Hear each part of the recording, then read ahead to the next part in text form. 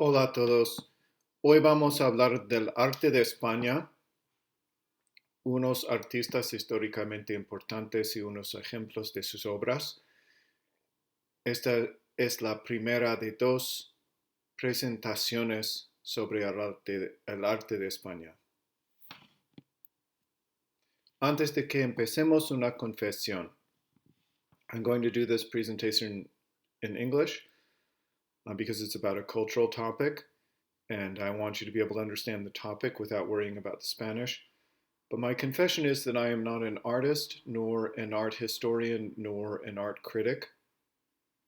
I like all of the paintings that I have put in this presentation, and I hope that seeing them and finding out about the artists who painted them um, will inspire you to find out more about Spanish art or about art in general, or visit some of the museums where this art hangs and see this art in person and the art by other artists that will be in those museums. Read books about these artists, about the periods of time in which they painted. Just find out more about art in general. But let's enjoy these paintings together.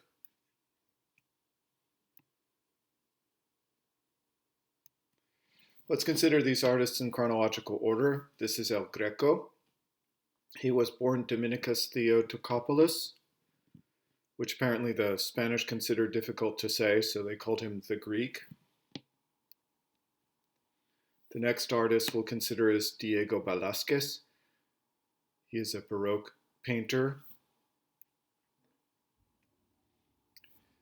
Francisco de Goya is considered one of the pioneers of artistic romanticism. Pablo Picasso, a major pioneer of modern art, and perhaps the best known artist or most well-known artist in history. Joan Miró, born in Barcelona, his name is Catalan for Juan. He is a surrealist artist. Salvador Dali, another surrealist artist. Both Miró and Dali are artists of the 20th century, you can tell by their dates. So let's start with El Greco. For each artist, I'll give you unos hechos biográficos. El Greco, 1541 a 1614. He was a painter, sculptor, and architect of the Spanish Renaissance. He is an artist of the late Renaissance, and we will talk about mannerism in the next presentation. Born in Crete, then part of the Republic of Venice, at age 26 he traveled to Venice and then to Rome at age 29. In Italy, he was influenced by the Venetian Renaissance. In 1577, at age 36, he moved to Toledo, Spain, where he spent the rest of his life and did all of his work for the rest of his life until he died in 1614. Here are tres obras, 3 works. For each artist, you'll see 3 works.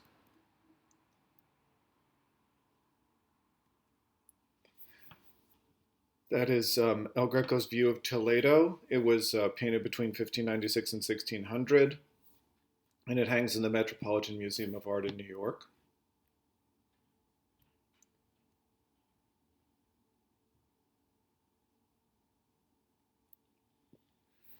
This is El Greco's Christ on the Cross from 1580, also hangs in the Metropolitan Museum of Art.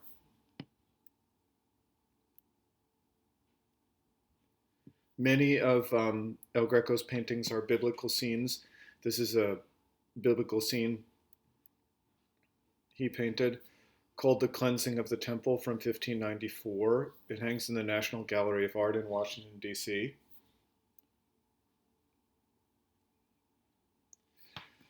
The next artist we'll consider is Diego Velázquez, 1599 a 1660. Unos hechos biográficos. Born in Sevilla, he's considered the foremost Spanish painter of the 17th century. His early paintings were religious, and later he was at the forefront of Baroque realism. He was renowned for portraits as a court painter to King Philip IV. And in later years, he produced the famed portrait of Pope Innocent X and Las Meninas. Tres obras. This is called Old Women Frying Eggs. It's in the Scottish National Gallery in Edinburgh. This style of painting is known as a bodegón, which is a scene from everyday life. So in Baroque painting, there were many subjects that were ordinary people doing ordinary things, dressed in ordinary clothes, carrying ordinary items, involved in ordinary scenes, and that was very much a contrast with the Renaissance, which tended to concentrate on mythical figures and religious figures and members of the nobility. A bodegón translates as tavern, wine bar, pub, pantry, or wine cellar, and in more modern usage, it also means a family restaurant or a diner. So given those translations, it makes sense that a bodegón, it also means a painting that's a scene from everyday life. We also see the use of contrast or chiaroscuro. Chiaroscuro is defined as the distribution of light and shade in an image, pictorial or poetic, or deep variations between light and dark to add drama. I always think of it as the simultaneous presence of light and dark elements. In fact, etymologically, it means light, dark. Chiaroscuro is a key element of Baroque painting. Let's take a look back at Old Women Frying Eggs. You see a very large contrast between what the boy is wearing. He's disappearing into the black background. And compare that with the white of the egg, the white of the frying egg, of the bowl, of the woman's collar, of the jug, the light in the bowl that is next to the one she's using to fry. You see in the shadow of the knife a great deal of contrast with the bowl. I also personally like the onion in this picture. This is a very, very famous portrait that Velázquez did. It's of Pope Innocent X. It hangs in Rome. The lace of the Pope's cassock has been called a school of painting in and of itself. This is a very interesting painting that Velázquez did. It is called Las Meninas, and this is a portrait in essence done in reverse. If you look, here is Velázquez, and this is the back of the canvas that he is painting, and in the mirror you see the King and Queen of Spain, who he is painting a portrait of, presumably, on this canvas, and these are members of the royal family and their companions and their dog and their members of their staff working on, observing the painting of the King and Queen. Velázquez was by then a renowned painter, and it would be a very big deal to be painted by him. There's some argument about who this might be. It could be Velázquez. It also is an open door to perspective, which is very much a Renaissance element in this poem, in this painting, but we do see chiaroscuro as well. We see some very light and some very dark elements together, which heightens the drama of the painting. This painting hangs in the Prado in Madrid, and it's one of the reasons you should not skip the Prado, but there are dozens and dozens and dozens of reasons why you shouldn't skip the Prado. So if you're ever in Madrid and you have a chance to go, you definitely should go. It's really fun to come around the corner, and this is a very, very large painting. It takes up an entire wall at the end of a gallery in the Prado, and it's very exciting to see in person. The next painter we're going to consider is Goya. one of the pioneers of artistic romanticism. Here's some hechos biográficos. Goya, 1746 a 1828, digo. One of the originators of romanticism in painting. Goya was born in Fuente Todos and was famous in his own lifetime. He worked for the Spanish royal court throughout his career, but also created works critical of the social and political problems of his era. Critics have called Goya both the last of the old masters and the father of modern painting, and I will be honest with you, I don't really understand that. I don't know enough about Goya to tell you much more about that, but I have to say that it always makes me interested in finding out more about Goya. We are going to be looking at the paintings that he did for the royal family today in this presentation, and in the next presentation we'll look more at the kinds of paintings he did that were critical of the time and political situation in which he lived. This first painting is called a tapestry cartoon, and it would be used to transfer to tapestries to decorate the royal palaces. And since he was painting for the royal family, he couldn't be critical of the subjects that he was painting, and you can see that he paints these people in as flattering a way as possible. This is also in the Prado.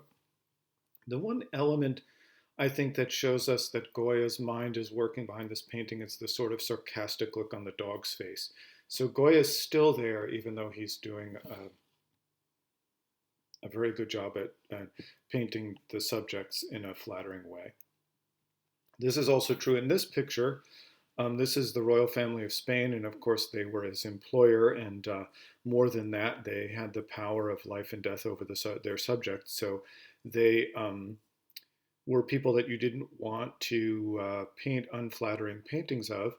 And so you can imagine that Goya painted as flattering an image of this family as he possibly could, and I'll leave that without further comment. This is the family of Charles IV, painted in 1801. It also hangs in the Prado Museum in Madrid. This painting is called La Maja Vestida.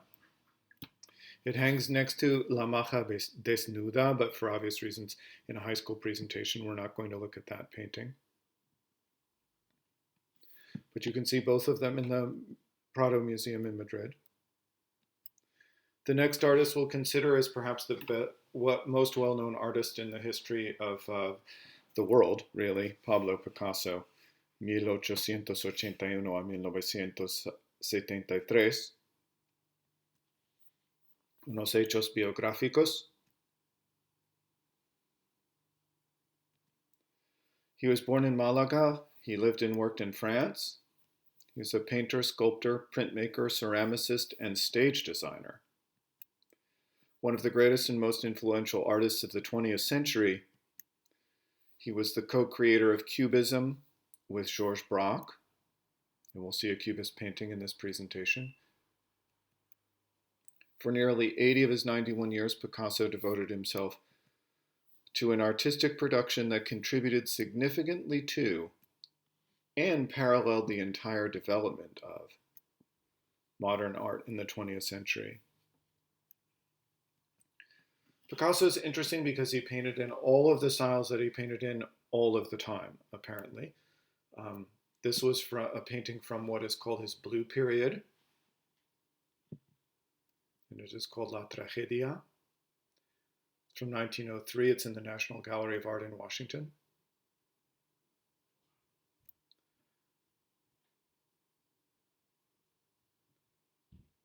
This is a Cubist portrait of Ambroise Vollard. He is an art dealer in Paris who sold many of the most famous artists of the 20th century, and he has had his portrait painted by some, or really almost all, of the most well-known European artists of the 20th century, at least French and Spanish. And the portraits of Vollard are a study in and of themselves, which we will not have time for in this presentation. This is Picasso's study of Las Meninas. It hangs in the Museo Picasso in Barcelona, another museum you should not miss if you're ever in Barcelona. Make sure that you go there. He did 59 studies of Las Meninas. Take a look back at the original.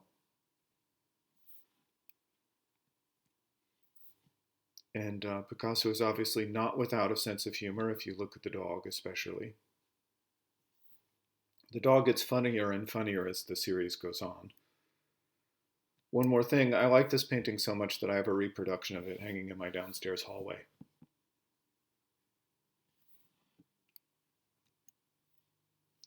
Now we'll consider Juan Miró,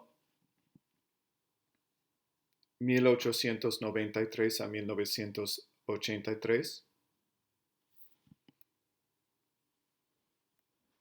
Unos hechos biográficos.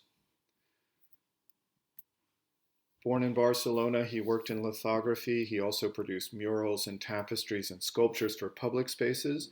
There are many of them in Barcelona. His mature style evolved from what he considered the tension between his fanciful and poetic impulse and his vision of the harshness of modern life. Here are tres obras. This first one is obviously representational or semi-representational. Clearly the colors are arbitrary and the building is probably not exactly shaped this way, but this is certainly a representational artwork. This is the chapel of Saint Joan d'Horta, 1917, so 1917. It's at the Fundación Juan Miró in Barcelona, another museum that you should not miss if you have a chance to go to it. 10 years later, you can see that Miró's artwork had become much less representational. This is called Blue Star from 1927. As near as I can tell, it's in a private collection. There was not very much information about its medium. I'm pretty sure it's oil on canvas, and I'm pretty sure it's in a private collection, but if either of those facts is incorrect, I apologize. This last painting by Miró, obviously fully abstract, and that's from 1961. It's called Blue One. It's part of a triptych. This is at the Musée National d'Art Moderne in Paris, at the Centre Pompidou.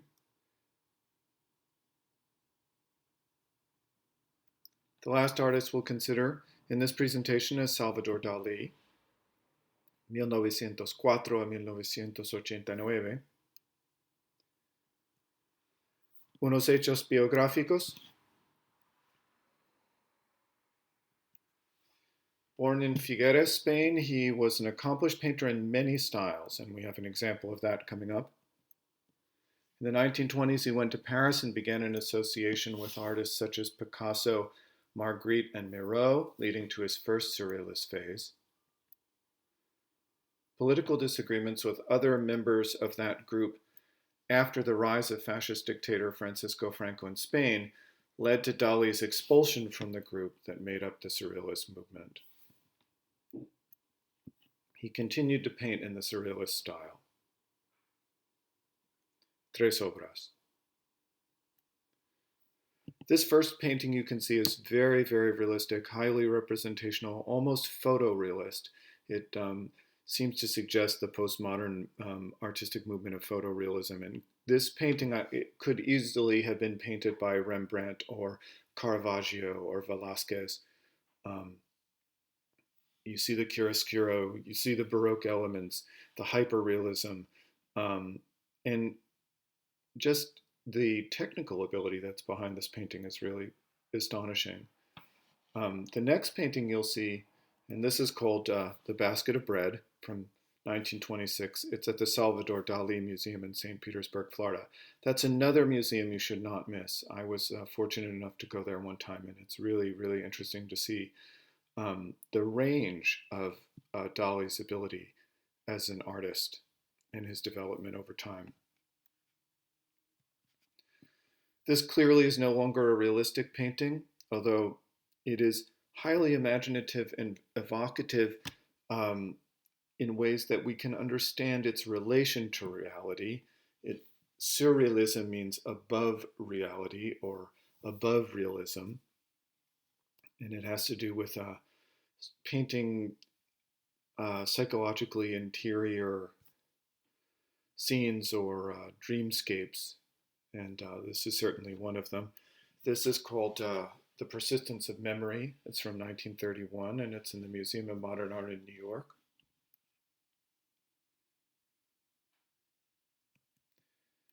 This painting, also another surrealist work by Dali, is called The Elephantation of St. Anthony. That's my translation of the title. It's often translated The Temptation of St. Anthony, but in Spanish it's La Tentación Elefante. That's from 1946. It hangs in the Royal Museums of Fine Arts in Belgium.